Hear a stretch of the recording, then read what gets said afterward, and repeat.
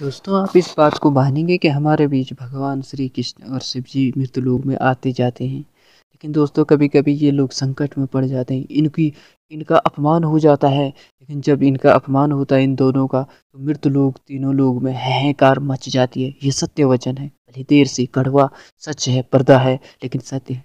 दोस्तों, जब कृष्ण जी आते हैं तो ये मित्र या रिश्तेदार के रूप में मिलेंगे। लेकिन आपके यहाँ क्यों आते हैं? अगर आपके साथ कभी किसी ने बुरा किया होगा, तो किसी भी रूप धारण से वो आपका सपोर्ट करने आते हैं।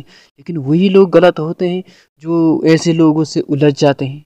ये गलत होता है। इसके कारण अगर कृष्ण हार जाते हैं, तो याद रहे, कृष्ण के आने पर उतना हाहाकार नहीं होता जितना शिव के आने पर होता है। याद रहे, जब जब शिव जी कृष्ण हार जाते हैं और शिव जी मृत्यु लोक पर आते हैं, तो याद रहे, जितने भी शिव मंदिर होते हैं, या जितने भी शिव स्थान होते हैं, ये तीनों लोग कांप जाते हैं, यानी हिल जाते हैं। जब मेरे एक समय था कि जब बहुत पहले, उस समय में ये बताया गया था कि बड़े-बड़े जितने शिव मंदिर होते थे, प्रलय आना, ये तूफान आना, तो शिव का, और यदि शिव भी हार जाते हैं, तो तब ऐसे कोरोना काल जैसी बीमारी बना देते हैं। यानी ये सोच लो, किसी आदमी ने चाइना में जाकर जन्म ले लिया। ये सोच लो कि कृष्ण ने ही जन्म ले लिया उन वहाँ चाइना में, यानी किसी इंसान के अंदर प्रवेश हो गई उसकी आत्मा, और विनाश के लिए क्रोध काल उस पर आ गया। यदि देवी देवता अगर काल क्रोध पर आए, आपकी दवाइयाँ, आपकी शक्ति, आपकी भक्ति, कोई कुछ काम नहीं आने वाले, क्योंकि वहाँ तक वो होता है जहाँ तक उस आदमी को मारना या गिराना है जिसने गलत किया होगा। उस तक पहुँचने के लिए यदि कुछ लोग ऐसे होते हैं कि भगवान को बंधन में डाल देते हैं कि तुझे इसकी कसम है, तू मेरी करीब नहीं आएगा, तुझे ये काम है, तो जो भी है तुझे इस कार्य को नहीं करना, हमारा अपमान होगा, ये हमारी हानि होगी, ठेस लगी, हम किसी काम के नहीं रहेंगे।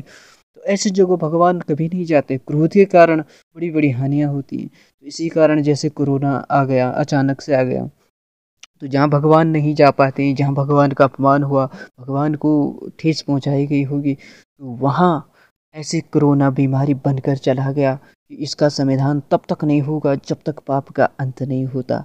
यह कुछ ऐसा होता है, कभी किसी को कोई हानि पहुँचाता है और वहाँ तक कोई जा नहीं पा रहा है। तो ये ऐसे करके ही पर भगवान की माया है, इसमें कुदरत का ही खेल है। भले ही इसे चाइना से बदनाम किया गया, वायरस बनाए गए, लेकिन इसमें कुदरत की माया होगी। इसीलिए ये धर्म की आज हानि हो रही, तीनों लोक में हाहाकार मच रहा है। मुझे तो ऐसा लगता है कि इस मृत्यु लोक में जब कोई देवी देवता आते हैं और उनका अपमान हो जाए, तो वहाँ तक नहीं छोड़ते हैं। जिन्होंने ये अधर्म किया होगा, किसी को न्याय दिलाने के चक्कर में उनका ही नुकसान हो रहा हो या बहुत बड़ी हानि हो गई हो, तो तब ऐसा होता। आज लग रहा है कि इस मृत्यु लोक में कोई भगवान नाम की चीज़ थी, जिसने आज हमें ये सबक सिखा दिया है कि जिन्होंने गलत किया उनके साथ आज ऐसे ही मर रहे हैं जैसे मछली तड़पती है बगैर पानी के।